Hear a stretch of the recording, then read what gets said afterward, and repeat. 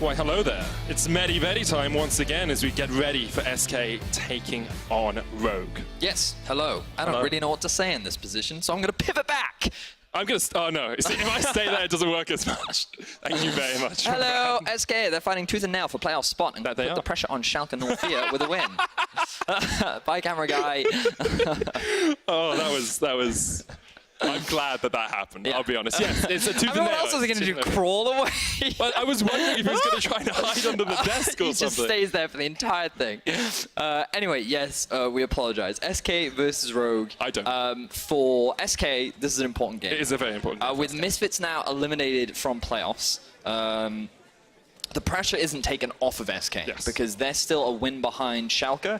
So they need to win all their games, and they kind of want Schalke to lose all their games. Yes, indeed. You really want...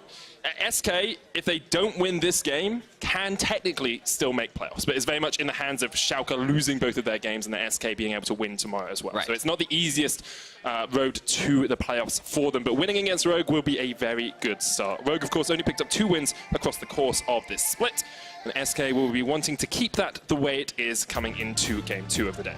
So SK versus Rogue. Let's see what we have a bit of priority on in the other game. In Game 1, we saw Rise first ban rather. We still saw a lot of bans focused towards the Karthus. I don't know if SK is going to really look to ban the Karthus away from Rogue. I don't think it's really a Kikis style jungler. Kikis has also played Pantheon jungle, so I think anything can be a Kikis style jungler if he wants it to be. True. Very, very true. Current power picks include things like Lucian. Here in Europe, there's a lot of focus on things like the Draven. The Tahm Kench ban is very directed towards Wadid.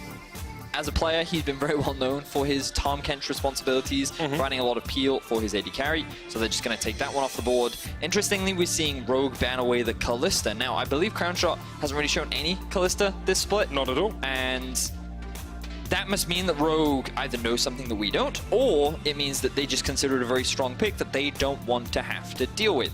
So they're going to just quickly take that one off the board. Alongside that, the Lissandra and Jace will be removed. Well, the thing with the current patch 9.5, is actually draft priority changes a lot depending on which teams you're looking at, and the ban priority changes quite a bit as well. So there are still a lot of strong picks available, and we'll have to see where these teams decide to put their bans. Yorick is going to be the next one from SK. Taking that one off of Prophet, quite interesting. Rogue do have this tendency to play more towards Prophet in the side lane, so it doesn't surprise me that they would look to take that one away. Nice Jax over there. For those that don't know, Warlib, back in the day, was a very big Jax player. Some may call him a Jax one-trick. Bit of a shout out there.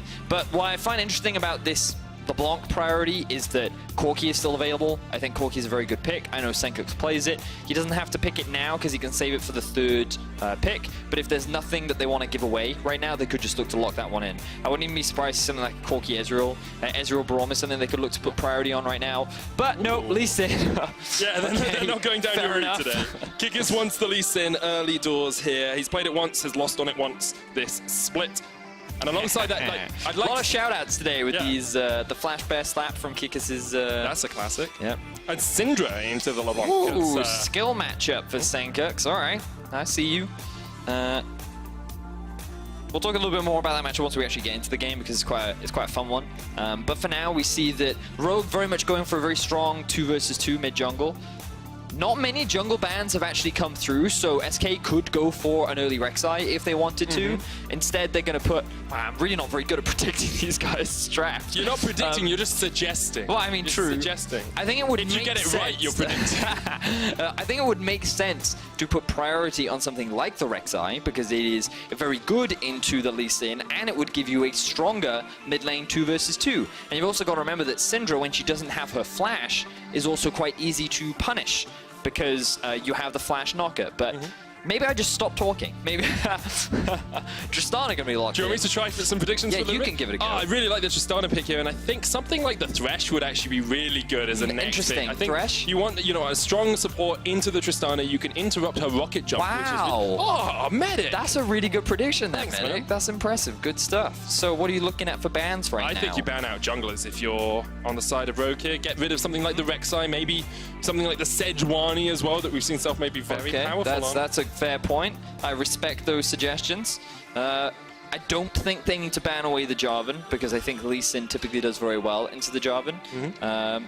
Rek'Sai ban, you're on the money today, Medic. Damn, you just see this stuff now. For SK, you would think, Medic, that they would look to ban away AD carries, right? Given that with the Tristana locked in, they want to try and narrow out that pool. Yeah, I totally agree with you. I think the Draven and Ezreal would be my second ban. Draven and Ezreal. Because Ooh, EQ's such a strong Ezreal player. I don't know if I would ban away the Ezreal right now, because I think for a Tristana, it's a pretty free lane to play up against. That's true, that's true. But what would you ban instead? What would you ban instead? There's the Nocturne ban against Self-Made. So it is another jungler. I was right in that sense of the... Well, EQ could go for something scaling here. They could maybe do something like an Ashe. Maybe they could try a Jinx if they wanted to. Sivir.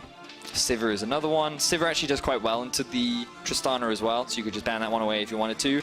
Actually going to do neither and go for the Irelia ban. Surprised that they would consider that a risk with so many picks still available. There are many good answers to that champion, but clearly this says to me that SK like, well, you know what, we don't need to ban any other AD carries out. We're fine. This is just a champion we don't want to have to deal with, so we'll just take it off the board. We are expecting it to be Triss-Galio bottom lane, of course, with Dreams piloting the Galio support. There's the Sivir that we talked about as a possible pick for Hikyu. You have gotten... carry, but instead it's the Kai'Sa! Oh! Debated. You were so close, Medic, so close. Yeah, the Kai'Sa are going to be locked in for the side of Rogue. So what have they got here? They've got very good pick potential. Their skirmishing is pretty solid.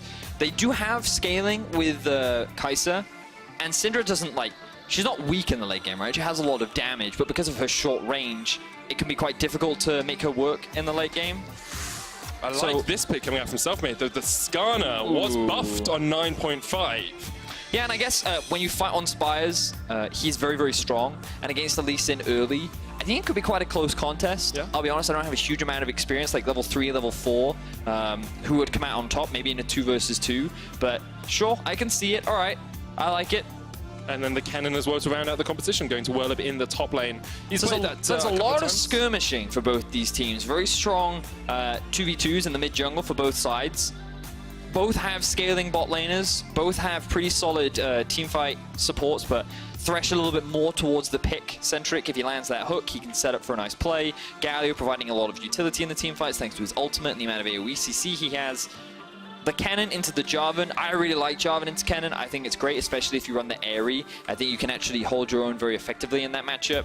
I just don't think Jarvan is great into this composition. There's so much mobility that you can't really lock anyone down. Yeah, who do you lock out? Yeah, exactly that. And while in a side lane later on, assuming Whirlip goes to the AP build, he's not going to have, he's not going to be able to manage the Jarvan in a 1 versus 1. I think that he just offers a little bit more teamfight utility, which synergizes very nicely with not only the Galio, but the Tristana as well. So I think SK's comp is, it's a little all over the place. They have some strong early game, and they do have that scaling aspect as well. Whereas for Rogue, they're going much more towards this skirmish style. 2v2, 3v3s. I don't think they want to rely on late game team fights, even though they have a lot of mechanically intense champions, so they can make these outplays happen. But I think a lot of this game is going to be decided on the early game. We're going to have to keep our eyes on the junglers. We definitely will. The Skarner into Lee Sin matchup, not one we have seen too commonly.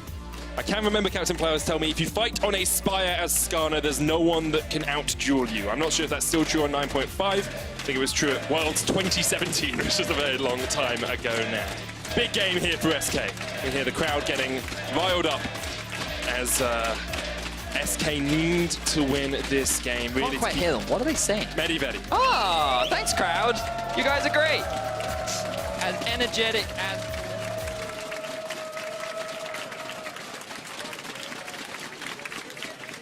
Yes, I'm back. I'm back. Hello. Hello. Didn't know what I was saying for a moment. All right. Road to playoffs. SK versus Rogue. So stakes, as we mentioned, are very important for SK. They still stand a chance of qualifying, but in order to do that, they have to beat Rogue. Now, compared to Misfits, Misfits obviously had a much harder challenge ahead of them, given that they had to go up against Splice and G2 tomorrow. SK, on the other hand, they have Rogue today, and then can you remind me who they play up against tomorrow? I definitely can do that, Vedius. They play up against Vitality tomorrow. So quite a tough matchup for them tomorrow. They did beat them last time, though, that they actually went up against each other. And But still, definitely not an easy road for them to make it into playoffs. I think the important thing you have to look at for SK is the team they're trying to catch up to as well. Yes. It's Schalke, right? And Schalke play Origin and Rogue in their next 2 games. Right. So, assuming form continues the way it has, Schalke should lose to Origin later today, assuming the results happen in the way that they have been happening. Sure. And then you're really reliant on Rogue to give you a little bit of an upset tomorrow. Rogue need to take down Schalke for SK to have a chance of getting through to playoffs. Or you just beat Vitality. Or you just beat Vitality. But they have to beat Rogue first. That they do. And we did made the tweet today, time to upset some playoff teams, or time to upset some playoff dreams. I think it's good because Dreams is on SK. Yes, and Rogue want to play spoiler. They want to get in the way. So what are they going to do this game? Let's have a look. In terms of the early game, we already talked about it. There is strong 2v2 jungle. Ooh, bit of action down bot lane. Dreams' dash actually got interrupted by the flay there from the Thresh, which is very good. But I would love to see Kikis come mid relatively early. I think you want to put LeBlanc behind. Largely because in terms of the early game, she's one of the best champions at actually building leads for a team. She has so much mobility, the fact that she can roam around the map and has so much damage with only a single item, typically the Luden's Echo, means that it's just very easy to get advantages on her. So you want to try and put her behind if you can, because then it makes her strongest point in the game delayed, which then makes it harder for her to have an impact overall. And when you're playing with the Syndra, the great thing about her is because of how LeBlanc is typically quite telegraphed in how she moves, and there's a small delay on her distortion, means that it's actually quite easy for the Syndra to set up these stuns, as you can see. So what I'd like to see from Rogue is actually invest resources into trying to shut Pyrian down. And we always talk about how Kikis is kind of like the unstable spark that ignites Rogue's early game. Here he's running the Conqueror Lee Sin. That is not something I have actually ever seen before, as Dreams goes for a little bit of a fight here. Crown's not going to jump in as well. The hook lands onto Dreams. Kikis with a flash away, just trying to escape, and EQ on his way to help out. It's a good spot from SK to know that Kikis could be on their Krugs, and they forced the flash out of the Lee Sin. So what was quite interesting here was that SK actually committed to trying to kill the jungler there, because what you've always got to be careful of is, okay, the enemy bot lane is pushing, which means there's a huge minion wave underneath this tower. I have to clear this minion wave. I have to. Otherwise, I'm going to lose farm, gold, and experience. So we definitely don't want to lose that. But SK were like, no, we're going to kill the jungler. So they abandoned some of the farm that they inevitably lost. You can see the deficit already starting to accrue. And if they had gotten that kill, then it would have been worth it. But it wasn't. So this is the risk that you run. And this is typically why Kikis thought that he was safe. Because he's like, it doesn't actually make sense to try and come for me. Because if you don't get this kill, you're going to get punished for it. So high risk, high reward play that ends up backfiring for SK. So early advantage for Hikyu and within the bot. Yeah, have about an 8 or 9 CS lead. Kikis did have to burn his flash, of course. Looking across the other lanes, Selfmade is running Predator for himself on the Skarner. As to be expected, you want to go fast on the insects. He tries to run in with those Predator boots that he's got off his first back. And it's good that you mentioned the Skarner as well, because we can talk a little bit about the buffs. Those buffs, the Spires now actually reach to the Krugs, which means that his early clear is so much faster and it's a lot healthier and he's in a much better spot. And you can see that he's already level 4. He did get spotted out by this ward, but also the other crucial thing is those Spires don't show up on the minimap anymore. So when you see an enemy take one, it doesn't just give away your position like it did in the past. Selfmade has consistently been the player that has helped SK get ahead. And you can see him trying to do that down towards the bottom side as well as Dreams goes in. Gets it torn up, but Hikyu will cleanse away. I think the discussion as to whether Selfmade is the rookie of the split is one that we should have at some point. Maybe not right now as Kikis and Selfmade continue to fight against each other. Kikis here with a gank, doesn't have the flash, misses out the Sonic Wave. Selfmade was there in the flank in position and wasn't quite able to get it off, but here comes Did up. Dreams joining in as well. Talked about the possibility of skirmishes in both these teams. Dreams actually caught out, hooked up, and in jumps Kikis. Dreams will be the first to fall Rogue on the board. Wow. Big misplay there for Dreams. Ooh, and the action isn't over yet. Prophet TP'd in. Crownshot still has the flash and the heal here, and Prophet unable to chase any further. Doesn't have level 6, can't put Crownshot into the Cataclysm. We did waiting as the wave might push him, but it looks like Kikis is just going to stay on the Ocean Dragon for the moment. It's quite fascinating League of Legends. A lot of things just happened that I wasn't quite expecting. You alright there, Medic? Yeah, I'm good. Okay. It's fascinating. Fascinating. Truly fascinating. So, Prophet pushed in top lane and then teleported bot. I was surprised. I wasn't quite expecting that. We'll have a look at exactly what the goal was, you know? So, we see here, Selfmade attempted a gank bot. They get the cleanse out from the Kai'Sa. This is fine. Selfmade then can't go through the lane, so he has to come back through the river, and Dreams wants to offer protection. This decision-making itself is fine. The problem is, he then chooses to use his E rather than his flash, and I think that's the greedy play. Now, the teleport comes through from Prophet because he wants to try and get this flank and punish onto Crown Shot. Good sidestep there from Crown Shot means that he can't find anything. And it ends up being only one kill going in favor of Rogue. Now, the reason why I find that quite fascinating is because I think that it was very unlikely that he was going to get much off the back of that teleport. Maybe you get a flash. Yeah, maybe. So I feel like that the investment wasn't quite worth the return, and it doesn't hurt him too much because he had the top wave pushed in, and you can see the farm differential isn't too big right now, but ultimately, he now doesn't have a teleport. Warlib does, which gives SK the opportunity to try and force a play towards the bot side of the map. Yeah. Has gone back, picked up a double Dark Seal for that top lane, is maxing the E. It's the summon Airy Jarvan that we talked about. You said you have quite a lot of poke from that Demacian standard. So it scales with AP. Airy also scales with AP. Well, I mean, it's adaptive damage, I think, right? I believe so. It's one of the two. But you have the double Dark Seal, which helps synergize with the Corrupting Potion. In a range matchup, it gives you a lot more sustain. On top of that, it just further adds to your poke. And the thing about E is when you max it early, it actually does a surprising amount of damage. And the more points you put in it, the lower the cooldown. So you can just keep harassing the cannon. So it's actually really difficult for the cannon to just, like, poke you down and harass you non-stop.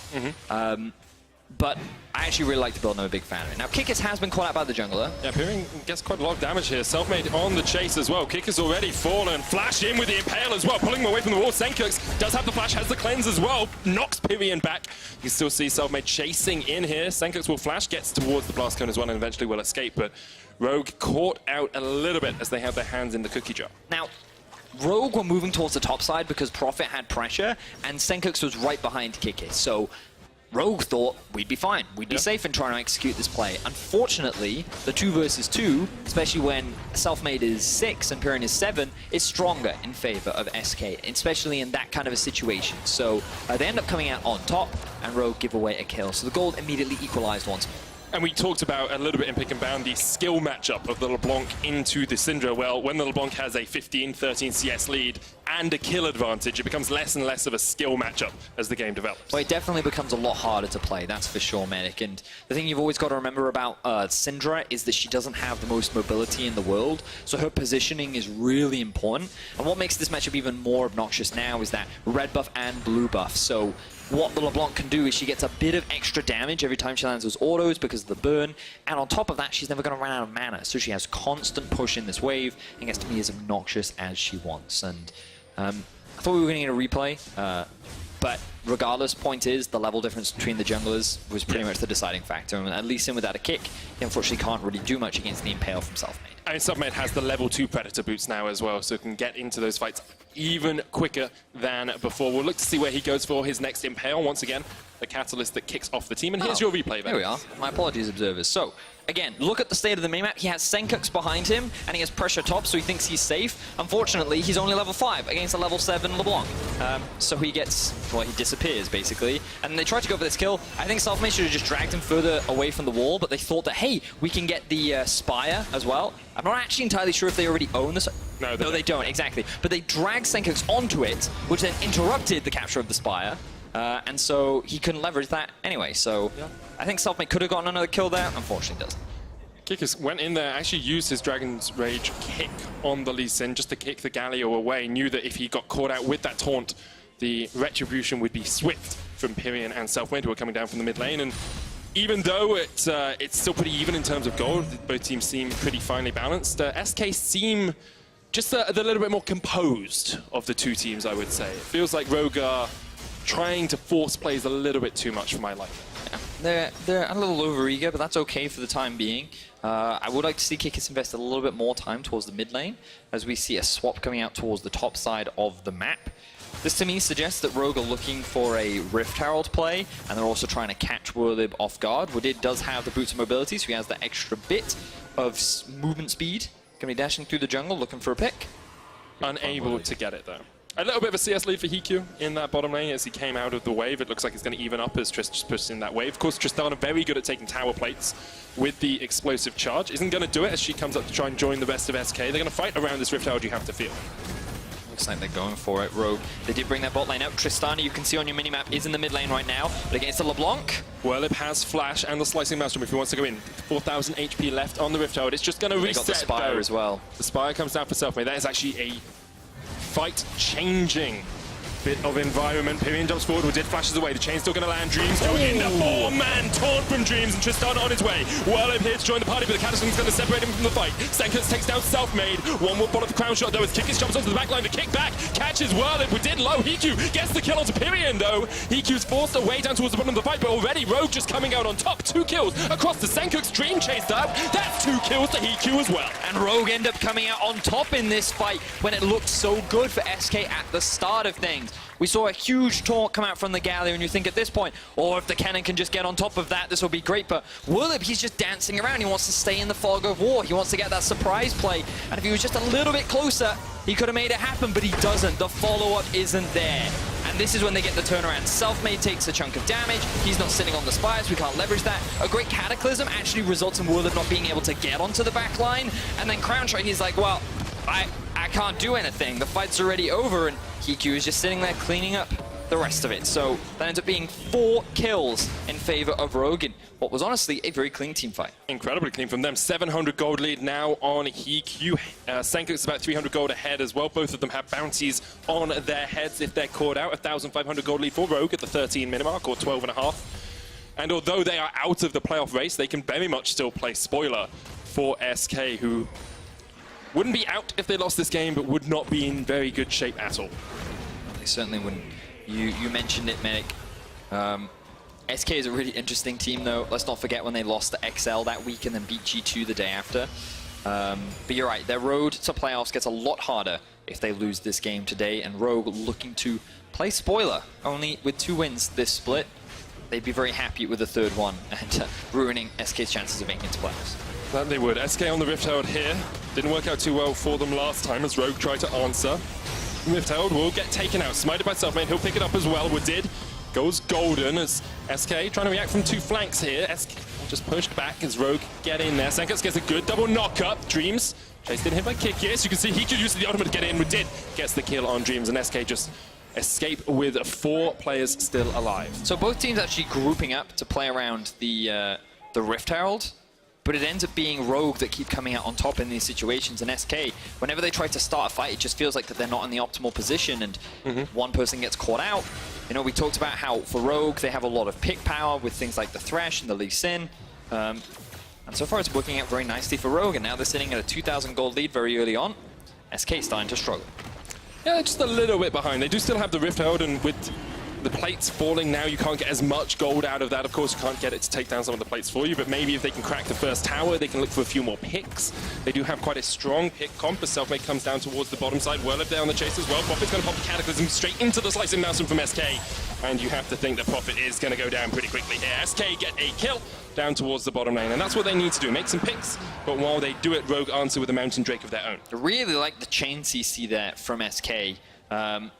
Whirlip, I believe, got 2 suns off in that exchange, but the moment the Slicing Maelstrom was over, the Impale then came through from Selfmade, which means that there was no opportunity for Prophet to EQ out of that situation, resulting in a pretty clean kill for SK. So this will put Prophet a little bit behind. It will close that gold gap just a bit, but there's no more turret plates to pick up for either side, so Whirlip just going to leave that minion wave hit the tower. So in terms of game state, as we get to the 15-minute mark, you know, Rogue have got out of the early game with a pretty good lead. 1,600 gold ahead or so. They have 2 dragons already, which is always important when we look towards those late game fights. And both of their carries are pretty fed. But how do they transition this into the next portion of the game? Because in Pick and Ban, we said, you know, they're a skirmish comp. They want these 2v2s. They want these 3v3s. Are they just going to keep trying to force those around vision control? Well, I mean, right now, their first objective is to take down these tier 1s, because the best way in which a pick comp will work is if you actually have vision in the enemy jungle. Funnily enough, a lot of these compositions revolve around vision. But the harder part for them is actually getting up and sieging onto these towers, because you will notice that with a Kai'Sa whose range is pretty short, and with a Syndra as well and her low mobility, sieging with this composition is actually really difficult because of the risk of your carries actually getting caught.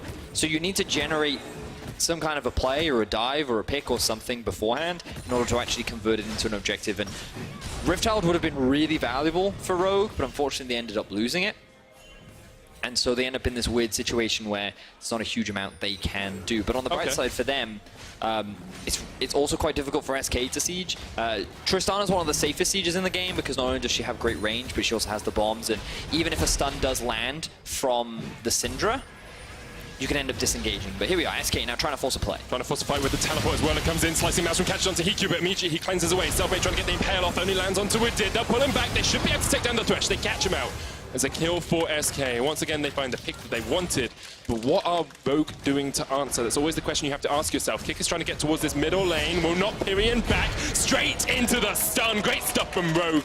Get the kill in the mid lane. They can push for that tower and down towards the bottom side. They're going to do the same. Riftchild used to get the first tower, but in the mid lane, Rogue will answer with one, and they'll get some damage down towards the bottom lane as well. Excellent execution there from Rogue. Immediately, they respond by pushing in the mid tier 1 and getting a kill onto Pyrion. So it ends up being a 1-for-1 overall. They secure themselves the mid tier 1, and while they will lose a lot towards the top side of the map, Rogue are continuing to extend this global pressure. They're going to get themselves a second tower as well, and overall they're going to extend their gold lead. So honestly, great stuff from Rogue so far within the first 70 minutes of this game. Yeah, really proactive play from them. They're finding the picks they need when they can, and even acting well when the enemy team puts them under some pressure. We can see here maybe a little bit of a step too far from Rogue, but did understanding that the teleport could come out. So the flank comes in from the side of SK. Woodid, you'll note here, does miss this hook. If he lands it, they might have actually been able to kill Selfmade, but unfortunately they could not lock him down. So ends up being a quick kill. They have the Rift Tower as well, but this is the clean stuff coming out from Kikis. He doesn't need to use any sweeper because there's no vision there from Pyrion. The stun immediately comes out from Senkux, and it ends up being a very quick kill. So Rogue doing a great job. Senkux had used the Unleashed power to burn the barrier out of Pyrion as well, so they knew they could catch him out if they got that combo out. No risk of them falling short in terms of damage. You've got the Luden's Echo already finished on Senkux. He's going towards the Morello Nomicon next. Infinity Edge on the Kai'Sa as well. Is matched by an Infinity Edge on the side of Crownshot. And we do know Tristana can put out a lot of damage as the game progresses. But right now, I think you have to see damage in favor of the Rogue squad. Yeah, they're looking pretty happy. Ooh, another pick coming out from Selfmade. Oh, Selfmade just flashes forward, though. They know they've already got the damage out from Senkux. Lock him down with the hero's entrance. Senkux torn it up as well, but already they've taken out Selfmade. Rogue get one. Tristana in the middle of it as the Cataclysm comes down from Prophet. Double kill for the Lee Sin, but Hiku could answer here as Dreams Whirl Imperium is just forced away towards the bottom of the fight. Ends up being a 2-for-1 once again in favor of Rogue. Love the quick response teleport from Prophet to immediately join his team the moment that they recognized Selfmade wanted that kill. Flashing in, using the Righteous Glory, making sure that he can get that lockdown onto Senkux. They wanted to shut this Syndra down, but unfortunately it only gives more gold over to Hiku. Now level 11, 303 on the Kai'Sa. He is looking stronger and stronger as the game progresses. It definitely is. You can see what SK are trying to do. If they can make a pick, if they can catch one person out with Selfmade leading the charge, Righteous Glory and the Predator Boots, they can catch someone out before Rogue can answer. Maybe they can start these fights off well, but Rogue always on the button, finger on the trigger, ready to react at a moment's notice. And because of that, a 2,000 gold lead for them as we come up towards the 20-minute mark of this game. We always have upsets on the final week of the LEC, Medic. That we do, that we do. And Rogue right now are poised to cause one of the biggest ones, potentially denying SK that playoff spot. So here we are, Selfmade, there's the Righteous Glory, sidesteps the stun. Senkux is like, nope, I'm out of here. And Selfmade is immediately like, yeah, no, unfortunately I'm faster than you are. They even kill Selfmade before Senkux dies, but unfortunately that doesn't mean a huge amount, as Crownshot ends up getting locked down with a very quick teleport that comes in from Prophet behind the scenes. And I just love the quick response time from the side of Rogue. Immediately, they all turn, they all try to help Senkux, who is in dire straits. And while he does die, it ultimately works out in their favor. And they now have finally broken that outer tier of towers as well. You said that was the next step for them with the gold lead. They were accruing. They have done that. They can get some deep vision in. Baron is available for them if they want to make that play. I'm not saying they should, Vedius. Not all teams are misfits, mate. Now, the thing is, Kikis, this could be another opportunity to look for a pick, but this is close. Dreams only hits the one-man taunt. There's a slicing mouse from. They pulled him straight back into it. Selfmade actually kicks across the wall and separates HQ. That was great stuff from the Lee Sin to keep his AD carry alive. Now Kikis jumping onto the back line. Pyrion has to jump away. Chase onto Dreams with the hook. HQ's backing up towards the top side. The taunt comes out from Dreams, but he will fall. Crown Shot gets some damage in with Did. Tick, tick. The bombs are enough because of the safeguard. And now Baron's very much on the menu for Rogue if they want it. They don't want to commit too early. Pyrion is hanging around looking for something, but Rogue, they walk away with the team fight. Honestly, that could have ended much worse for Rogue in that tight choke point. Oh, Kikis. Even with the swag smite in the middle of the Sonic Wave follow-up. 4, 1, and 9, 100% kill participation. Beautiful stuff from Kikis. So let's start a look and have a look. Keep your eyes on Kikis in this fight. You can see that Dreams gets a pretty big taunt here, but then Kikis, he ends up kicking away the Skarner that drags HQ over the wall and ends up saving the AD carry's life. Beautiful stuff from the jungler from Rogue here.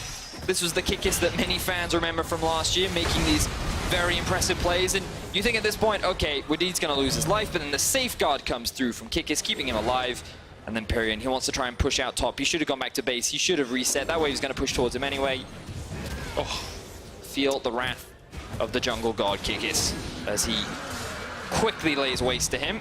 It's level 12 now, 4, 1, and 9. 100% kill participation. Has completed the Sterax, making him a little bit more tanky. Not going for the solo queue Lee Sin build that we typically see. Tiamat, Duskblade, and then a GA. If you're doing Ender's build, you never get the GA. It's cost me a lot of solo queue games by going for that build. But great stuff so far from Kikis. Want to bring some attention to HQ as well. 4-0-4, yet to die this game, even though he has been a predominant target. Oh, Kikis misses the Sonic Wave. HQ in with a follow-up. There's the hero's entrance as well. Did misses the hook as Dreams jumps in. And maybe Kikis has baited his support to his demise here. A little bit too greedy from Kikis after he missed the initial Sonic Wave. And SK answer with a kill. Yeah, so missing the Q into then kicking the cannon into your team. Not the most eloquent of Kikis' plays. That was an Ender play right there. You know, we're casting with him next game, so you should be careful, my friend. What's he going to do? Look down on me? He's going to remind you of your recent Rakan plays. That's what he's going to do. But in any case, SK find themselves another kill. They didn't get any shutdown goal because that kill ended up going on to Wadid. Wadid ended up lose his flash in that play as well, so no flashy plays from him, I suppose.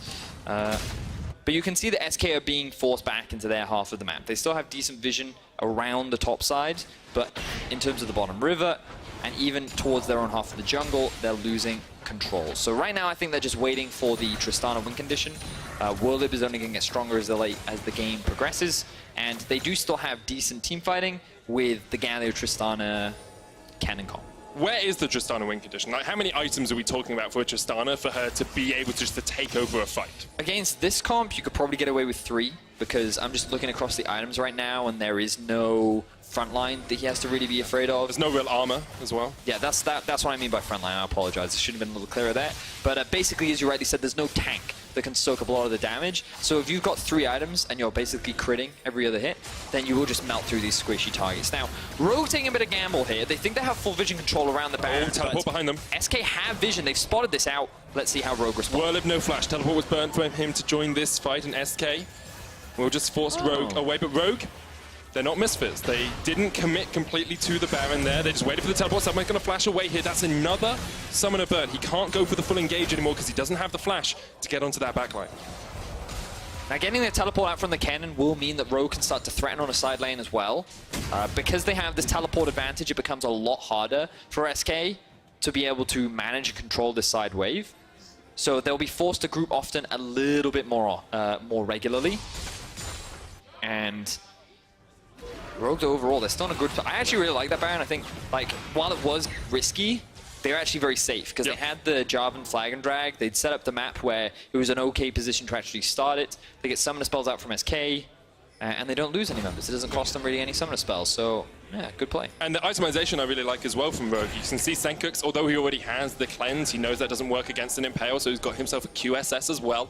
I'd like to see a QSS next from HQ now that he's sitting at the 3-item Kai'Sa point with the Runans, and Rogue can just continue to set this up, continue to pull SK around the map. And SK need to find a way to react. They need to see, maybe they can just continue to stall, maybe they can just get to that Tristana point, but at some point you feel Rogue will pull the trigger and SK will need to be ready to react. For sure. So the game will slow down a little bit here as Rogue look to set up more vision control around the Baron area. Selfmade, though, still has his LeBlanc behind him and is going to clear out some of this vision as well. Rogue, they don't have mid-priority yet, so they can't really contest the river for the time being. Okay. And they have to respect Selfmade, who does still have the Righteous Glory and that Impale primed and ready to lock someone down. Wellup's going to go down towards the bottom side. We talked about this a little bit in game one. You have the push and pull of the bottom lane waves. Prophet pushes it in, now can go up and join with his team. And Rogue, knowing that Wellup's going to be down towards the bottom side and doesn't have a teleport, can be a bit more aggressive, can push forward a little bit more. And you can see Wellip already on his way. He's like, oh, I don't want to sacrifice this farm, but I have to because I don't have my teleport, and Rogue can very easily start a fight right now. And honestly, Prophet could actually just stay bot because he has the TP advantage, and then if Rogue start the Baron and SK approach, then they could TP in and they could create a numbers advantage. But the problem is right now they don't have the deep vision. Well, actually, they actually have solid vision. Oh no, they actually haven't used the ward. This is just the far side. Thank you, observers, for helping us identify that one. But what I'd like to see from Rogue is actually get a ward in behind SK, draw them into the Baron, and then use the TP from Prophet to actually get behind and find a successful fight. Also an Infernal Drake on the cards on the menu in just 10 seconds time, so Rogue can just be setting up around that, but it looks like it's going to be a bit of an A-ram for the moment. Kicker's on the flank position. Prophet here as well, goes in with the Cataclysm, and straight away Rogue are trying to start the fight. Wellip has a flank if he can get in, but already Selfmade is done. Dreams getting onto a dip. There's a lot of damage onto the enemy support. He's almost down. Wellip needs to find an all attack. He will. Kickers gets onto the back line, but Wellip gets in with a slicing maelstrom, takes out Prophet. It's a 4v3 in favor of SK now, as Kickers, Senkix, and Hiku have to try and back away, just reset the fight. They have got a very low period, and maybe they can find a catch. I like the focus from Rogue to just shut down the Skarner very early on. This means a lot of the crowd control, and bear in mind there's limited amount of CC on this Rogue roster, was used onto the front line, but now they may have found another pick. Wellip very low. Wellip goes golden with the Zhonya's, the Inferno goes across towards Crown Shot, Wellip flashes away, and actually gets safety. Pyrion maybe going in for Hiku here, decides against it, doesn't want to go full ham onto the enemy AD carry, but good stuff from SK. You know, they get their first dragon of the game, they secure themselves in Inferno. So let's have a look at exactly what happens here. Flash in from Prophet, he locks out Selfmade, and then Kickers. Yeturin gets the kick onto the Galio and then doesn't really do much else in this fight. Crown Shot then feels the freedom to move a little bit more forward in the fight, and again, Dreams is soaking up a lot of the threat, while Crown Shot isn't at risk at all, so he's just freely hitting onto whoever is close to him, while Hiku can't get close enough because he's zoned away by things like the Cannon ultimate. And while he was dealing with Perrin, he was helping Kickis a little bit, just forced this LeBlanc out of the fight. Ultimately, the damage is already done, and Rogue couldn't lock anyone down or secure a kill. You always have the threat of the LeBlanc in those fights as well. You know, Hiku, if that LeBlanc hasn't been caught out, he hasn't been burst down, then can just double distort onto you and do a huge amount of damage, sitting on the Ludens and the Banshees, building up towards that third item as well. You can never discount the DPS that comes out of that mid lane. And now Rogue just trying to get some vision in once again. It feels very much like the Baron is their next objective, their next main point of call. A 3,000 gold lead still for them, but that becomes less and less impactful the longer this game continues. So I'm kind of annoyed because Prophet still has teleport and he hasn't actually used it. And when you have an advantage, you should typically try to force that advantage, and instead he's grouping with his team rather than creating pressure elsewhere on the map. And you're ending up in this ARAM kind of situation where SK are really happy to be in this, because when you have a Tristana playing a front-to-back team fight, well, you're more than happy with that. Whereas Rogue, they need to find a pick. They need to catch someone out. And that's really hard against this composition that's really mobile, especially when they're grouped up like this. And now we see Prophet move towards the bot side of the map, and this is more of what I wanted to see, because if SK stay grouped, then you can just keep threatening this bot tower. But if they don't, then you can TP in for an advantage, but World of TP is going to be up soon, so... 50 seconds or so before that is back up, so only a minute they have to really wait it out. And we are seeing that 3-item Tristana now as well, very much online with the Phantom Dancer, QSS for himself as well, in case he ever gets caught out by, you know, the Scat of the Week, the Hook, any of those different CC abilities from the side of Rogue. And SK have fought their way back into this game pretty well. I think you can say Rogue gave them a bit of an advantage by not continuing the side lane pressure, but keeping it only about 3,000 gold. The difference between the two teams, while Rogue continue to try and make these picks, make these plays, has been a pretty stellar job from the 7 and 9 team. I honestly feel that Rogue haven't just been able to properly push their lead. They've been in a really good spot. I really liked how they took all the outer towers, and ultimately I think what they're lacking is the ability to set up vision in the enemy jungle and then look for picks. And it's actually them who get picked out more often than their opponent. Now we see Hikyu getting decent damage onto Pyrion, but he won't really convert that into very much. And now they're actually forced back. They don't have that much vision left in their inventory. They need to restock their wards, and while that's happening, World gets a tower in the bot lane. Full vision control is in favor of SK around the Baron. And SK, they're feeling very comfortable. So the fact that they've been given more time to scale is allowing this Tristana to come online, is allowing Warlord to complete his third major item now with the Spellbreaker. And so, SK, they're looking pretty scary at this point in the game. That they are. Of course, Rogue can still put out a lot of DPS, but we mentioned it earlier, SK, a win in this game sets them up a lot nicer for a playoffs run. Of course, they're still trying to catch Schalke at that 8-8. If they do lose against Rogue in this game, they're not technically out of playoffs because they have a 1-to-1 head-to-head with Schalke, so if they match them on win and loss, we'd have a tiebreaker game played there. But you really want to be taking down Rogue when Schalke still have Rogue to play tomorrow as well. Yes, you certainly do. And let's not forget that in the first half of the split, Misfits lost to Rogue. Yes. And they then failed to qualify for playoffs. And now you're in a position where Rogue could... Ooh, he was so low. You're in a position where losing to Rogue could also cost you playoffs. This is the team that is right now on track to crush many hopes and dreams. Yep. As it's Selfmade looking for... We did force a flash. Selfmade's still there with the chase, has a flash of his own if he wants to go in. The two teams that have lost to Rogue, Exile and Misfits, the two teams that are out of playoffs alongside them, as you said. But SK, this is the first time we've really seen them make forays past the river in a while, you know, actually pushing forward in towards the Rogue Feels side like of the they're map. the ones in control right now, Medic, even though Rogue have the gold lead. Feels like that they've conceded a lot of the map and they've just given SK too much freedom. Now look at this Tristana.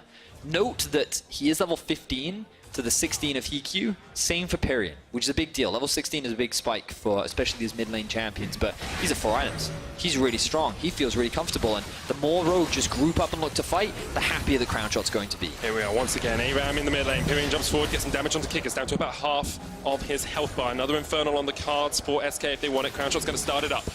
Rogue trying to answer though, 5 men strong. Pyrion not here with his team. Crownshot's all by himself in the Infernal pick, and maybe they're just going to give this one across towards Rogue. The rest of SK coming in from the flank. Self-made in with the flash, knocked back with the scatter of the weak. The hook doesn't connect. Profit isolates Whirlip on the back line. Unleash power onto Self-made. The Infernal Drake still being targeted here. It's stolen away by Kickers. Now Hiku's going to jump in. Self-made down. Rogue get the fight. They get the Infernal, and they're going to get a little bit more out of this one. Whirlip though, the slicing Maelstrom slices through the heart of Rogue as there's a double kill across towards Crownshot, and immediately SK push towards mid. The fight looks so promising for Rogue at the start, but the moment they lost Hikyu is the moment it went to disaster, and now SK looking for more. Oh, Kickers just about survives there with the Starax. It gets the smite off as well. Pyrion's going to be chased up towards the top side of this fight. The Gromp. One more auto would be enough. Oh, Kickers, you're playing with my heartstrings there. Crownshot gets the mid lane tower. SK came out. Oh, so close in that last fight. Maybe they're going to turn straight towards the Baron instead. No, they reset. They reevaluate the state of affairs. 300 gold in this game now. So props to Senkux here, because he's going to land a clutch stun in our Alienware replay that will stop SK from getting the engage that they want. So there it is. The flash then gets used. Whirlip uses his E, but then gets locked down by Prophet, so he gets zoned out of the fight. And initially things are looking great. The Baron gets stolen by Rogue, and then Hikyu dives in, they kill Selfmade. Yes, Rogue is happy. They then go for the re-engage, and keep your eyes on Crownshot. He's sitting in the back line. Whirlip gets a huge ultimate off, which does so much damage to many members, most crucially onto Hikyu. He already used his QSS earlier in the fight, which means that he did not have it available in that situation. And that was all the damage Crownshot needed to end up cleaning everything up. So you can see now SK at a point where they're vital in these late game team fights with the cannon, with the Tristana.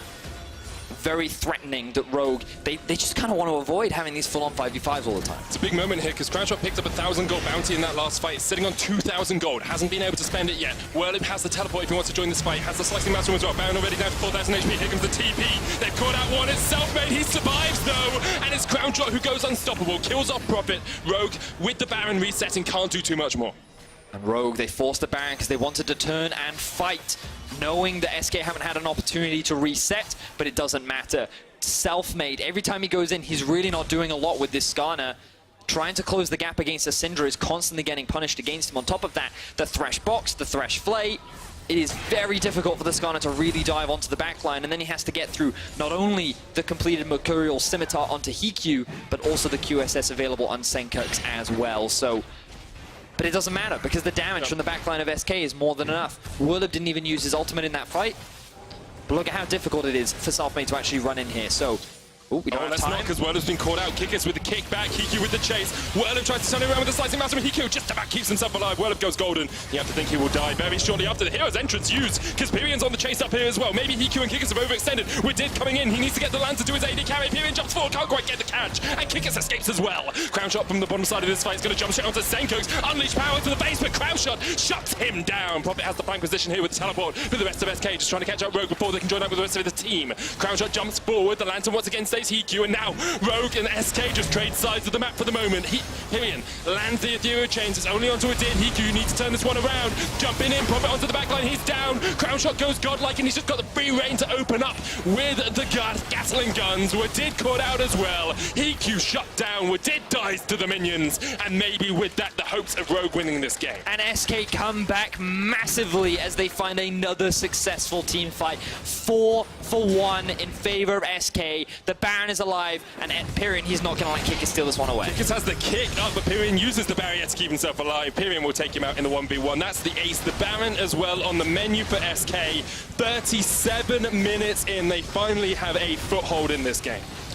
Oh, and unfortunately for Rogue, after having such a huge lead in the early game, it is all falling apart. So let's have a look at how this one all started off.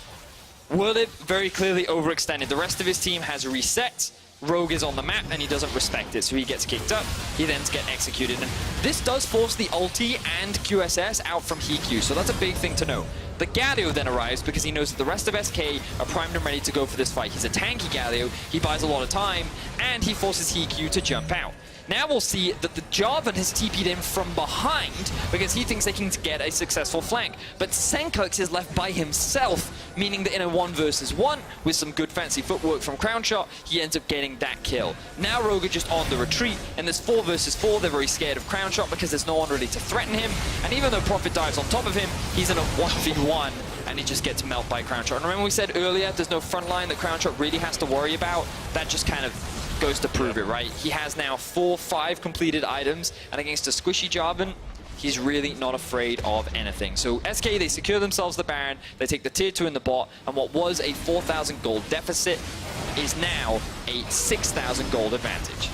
Rogue not even going to fight for the Elder Dragon. It would be a 4 Dragon for them. SK will get it with their single Infernal, but alongside the Baron, SK can continue just to chip away at the base of Rogue. It would be a miraculous play, you have to think, from Rogue if they were able to get back into this game from this position. SK can go for the 1-4 split. We've seen how powerful that LeBlanc can be, sitting with the completed Void Staff now as well. And Crown Shot, 5 completed items, 1,000 gold bounty on his head. Kick is trying to jump onto the backline, doesn't even get the time to kick anyone away. Dreams gets the kill, Pyrion jumps in, chunks with it to half, and now the inhibitor opened up. SK just continue to push into the base of Rogue. Little that Rogue can do at this point. It is impossible for them to really kill this Tristana, and props to Crown Shot. He demonstrated it in the game against G2. He's showing it once again. In the late game, he is one of those AD carries that you can rely on. His positioning has been good, his damage has been great, and he is now setting up the siege to end this game and keep their playoff hopes alive. SK take down of the first Nexus Tower. Hikyu almost just killed by Pyrion. The dive onto the backline there from SK is absolutely massive. They take 2. Crown Shot is going to ball, but Pyrion will be able to take out these Nexus Towers just as quickly. They'll kill Prophet. He goes into the GA. The hook from Wadid. Whirlib goes golden to stop the ignite. It will tick away as he comes back up, but eventually SK will just clean up the kills. They'll take down the Nexus, and as you say, Betty, as their playoff hopes remain very much alive. Some frustrated but also relieved faces on the side of SK. That was a much closer game than I'm sure they had anticipated. Rogue found a lot of very solid advantages in the early game, but then mid-game, they slumped. They kept grouping up mid, they kept trying to fight SK, and unfortunately for them, that's kind of where SK thrive. Yep. They are the team that had this tendency to group up mid when they could be playing towards sides and actually look for these fights, and it was SK that was constantly coming out on top. Props to them for turning this game around from such a big deficit. Unfortunately for Rogue, they could not secure that win, they could not create the upset, and this now ties up SK with Schalke. Schalke play off against Origin later today, so we could see those two teams going into the final day of the split, matched at 8-8 in that final fight for the last playoff spot. With SK winning as well, if they had lost, we would have seen Fnatic locking in their playoff spot, but it means Fnatic will face against G2 in our next game, and if they win that, they will then lock their own playoff spot. So Fnatic's fate very much in their own hands now. Very, very exciting for Fnatic. That game will be coming up soon, but for now, SK, if they do, you can look at them and you look at Schalke, and these are the two teams fighting for that final spot in playoffs, and you can't help that, based on their recent weeks of play, they're definitely going to be the underdogs in playoffs with how Splice have been performing, Fnatic, Origin, Vitality, G2.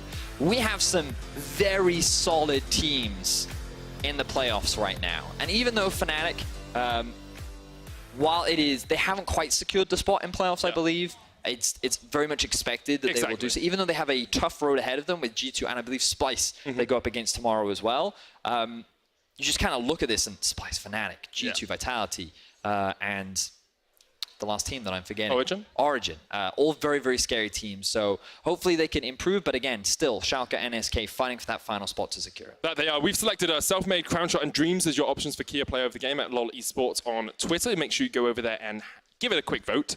To me, I think I'd give it to Crownshot if it was my choice. I think Dreams did a lot of good stuff as well, but Crownshot's ability to stay alive, keep himself alive at the back of fights, and avoid Selfmade at all costs was... It's one of those situations where I think the burden of responsibility fell onto him, and he lived up to that responsibility, which is why, for me, he was one of the standout players of that game. It makes a lot of sense. We've got Law standing by with one of the standout players of this game. It's Crownshot for more insight on SK's win. Thank you very much, Medic, and thank you, Crownshot, for joining me. That was a messy game from you guys. They had a Lee Sin who was very annoying in the early game. What kind of situations did you need to unlock to get the game back in your hands? We knew we could just catch them with Skarner and poke them with LeBlanc, and we just needed to stall the game out for me to get some items. And they didn't manage to do Nashor because they were hesitating, so it worked out. Do you think it has some impact, the fact that you were playing against a team that had nothing to lose today? Yeah, I think they were playing kind of aggressive in the early game because they had nothing to lose, as you said, so I think it did have an impact, You had a win in the end, but we were talking before the interview. You told me that you didn't feel happy about the win. Can you elaborate on this? Yeah, it feels like our wins are not really earned in the early game. We just wait for team fights and then either we win or we lose, so I think we don't deserve playoffs if we play like this. You don't deserve playoff? Yeah, I feel like we have to play better to have a good showing in playoffs. Okay, so tomorrow you'll have a last chance versus Vitality. How do you think this one will go? Well, I think we can definitely beat them again, as we did before, but we have to play more decisive in the early game, for sure. Smart and careful. We'll be waiting to see that from you guys. Thank you for your insights. We're going to take a short break, and when we come back, it's going to be match of the century, G2 versus Medic. Who's winning on this one? I think Fnatic. Fnatic, you heard it first. No problem. Thank you very much.